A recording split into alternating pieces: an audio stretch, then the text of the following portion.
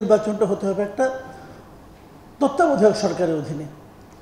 তত্ত্বাবধায়ক সরকার মানে মূল কনসেপ্টটা কি, যে নির্বাচনের সময় আমাদের পারস্পরিক অবিশ্বাস এতটাই উচ্চে উঠে গেছে, এতটাই তীব্র হয়ে গেছে, আমরা বলেছি যে নির্বাচনের সময় সরকারে এমন একটা সরকার থাকবে যে সরকারটা নিজে নির্বাচনে অংশ নেবে না, অথবা যারা নির্বাচনে অংশ নেবে তাদের কারো প্রতি এই সরকারের কোনো ধরনের ব্যক্তিগত রাগ, অনুরাগ বা বিরাগ থাকবে না। এটাই হলো তত্ত্বাবধায়ক সরকারের মূল কনসেপ্ট। এখন যে বাস্তবতায় আমরা আছি, আমি মনে করি ডক্টর ইউনূসের যে সরকার, এই সরকারের এই নির্বাচন অনুষ্ঠানের কোনো ধরনের নৈতিক অধিকার নাই, নৈতিক যোগ্যতা নাই। এরা নির্বাচন করার অযোগ্য। এই কারণে অযোগ্য যে উনি নিজে একটা পক্ষ হয়ে গেছেন। উনি ফিনান্সিয়াল টাইমসের কাছে নিজে স্পষ্ট বলেছেন উনি ছাত্রদের একটা নির্বাচনী ছাত্রদেরকে একটা রাজনৈতিক দল করার জন্য উনি তাদেরকে উৎসাহ দিয়েছেন, প্ররোচনা দিয়েছেন। ছাত্ররা বলেছিল যে আমাদের তো কেউ চেনে না, আমরা কি একটা আসনও পাবো? উনি পাল্টা বলেছেন তোমাদের সারা দেশের লোক চেনে, তোমরা একটা রাজনৈতিক দল করো। তো উনি যদি একটা রাজনৈতিক দল করার জন্য উনি পরিচিত করে থাকেন, তাহলে সেই দলের প্রতি ওনার কি কোনো সিম্প্যাথি, কোনো ভালোবাসা, কোনো ফিলিংস কাজ করবে না? অবশ্যই করবে। তাহলে যদি সেটা করে, তাহলে উনি কিভাবে এই ছাত্রদের দলটা যখন নির্বাচনে অংশ নেবে সেই নির্বাচন পরিচালনা করার নৈতিক অধিকার রাখবেন? আমরা এরই মধ্যে দেখতে পাচ্ছি, কালকে আমি একটা ভিডিও দেখলাম, এই আমাদের আসিফ মাহমুদ সজীব ভূঁইয়া, ওনার বাড়ি কুমিল্লা মুরাদনগরে, এখানে ওনার বাবার একটা ভিডিও দেখলাম। ওনার বাবা বলছেন যে এখানে এই মুরাদনগরে এতগুলি মসজিদে 10 লক্ষ টাকা আমার ছেলে দিয়েছে। ওনার বাবা এভাবে উচ্চারণ করেছেন, দেশের সবচেয়ে গুরুত্বপূর্ণ মন্ত্রণালয়ের দায়িত্বে আছে আমার ছেলে। মন্ত্রণালয়ের মধ্যে আবার গুরুত্বপূর্ণ অগুরুত্বপূর্ণ এটা উনি বুঝেন। সবচেয়ে গুরুত্বপূর্ণ মন্ত্রণালয়ের দায়িত্বে আছেন আমার ছেলে, এবং এই উপজেলাকে উনি আধুনিক করে দেবেন। আপনারা চাইলে উনি আগামীতে নির্বাচনে অংশ নেবেন। তার মানে আসিফ মাহমুদ সজীব ভূঁইয়ার নির্বাচনী প্রচারণা অলরেডি শুরু হয়ে গেছে। আমি জানি না নির্বাচন হবে কিনা, হলে কীভাবে হবে, হলে কারা আসবে, কিন্তু আমরা একটা জিনিস তো চাই যে এমন একটা দল ক্ষমতায় আসুক যাদের নাকি যাদের প্রতি সমর্থন থাকবে, জনগণের সমর্থনের জোরে তারা ক্ষমতায় আসবে।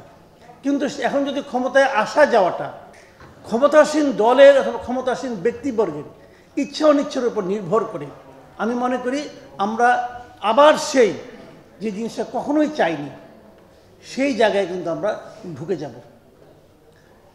যে জিনিসটা এখানে বলা হয়েছে যে জনগণ কোথায়, ছাত্রটা কোথায়, ছাত্রদের থাকার কথা এখন ক্লাসরুমে, বাট ছাত্রদের মধ্যে অধিকাংশই ক্লাসরুমে আছে, কেউ কেউ নেই। আর জনগণ তারা এখন বাজারের দর আর নিজের পকেটের সামর্থ্য এই দুটোর হিসাব মিলাতে যে হিমশিম খাচ্ছে। আর এগুলো নিয়ে কারো কোনো মাথা ব্যথা নাই। যারা দায়িত্বে আছেন তারা নিজেদের আখের গোছানোর চেষ্টা করছেন। আমরা মনে করি আমরা আসলে এই 6 মাসের অভিজ্ঞতা থেকে বলতে পারি কিছুই পাইনি একটা জিনিস ছাড়া, যে এখন আর হাসিনাকে দেখতে হচ্ছে না। এটি আমাদের একমাত্র তৃপ্তি, এছাড়া আমাদের আর কোনো তৃপ্তি নাই। কোনো ক্ষেত্রে তার চেয়েও ভয়ঙ্কর অবস্থা দিকে আমরা যাচ্ছি। প্রতি আমাদের রাজনৈতিক দল, শিক্ষার্থী, শ্রেণী পেশার মানুষ, ইভেন সিভিল সোসাইটি যারা অভ্যুত্থানে অংশ নিয়েছেন, কেউই এখন পর্যন্ত আনুষ্ঠানিকভাবে তাদের সমর্থন প্রত্যাহার করেননি। এই সরকারটির প্রতি আমরা সমর্থন জানিয়েছি, এবং সেটাও কোনো অনানুষ্ঠানিক ব্যাপার ছিল না, একেবারে আনুষ্ঠানিক ব্যাপার ছিল। যদিও গঠন প্রক্রিয়ার ক্ষেত্রে এটা ইতিহাসের নোট হিসেবে থাকবে যে যেভাবে সব পক্ষের সাথে রাজনৈতিক দল, শিক্ষার্থী, শ্রেণী পেশা, সিভিল সোসাইটি সব পক্ষের মধ্যে যে আলোচনাটা হওয়া দরকার ছিল সেই আলোচনাটা যথার্থভাবে হয়নি। কিন্তু সেই দুর্বলতা মেনে নিয়েও আমরা 8 তারিখে আমরা এই সরকারের যে শপথ, সে শপথে তাদেরকে সমর্থন জানিয়েছি, এবং এই সরকারের দুটো কাজ নির্ধারণ করা হয়েছে।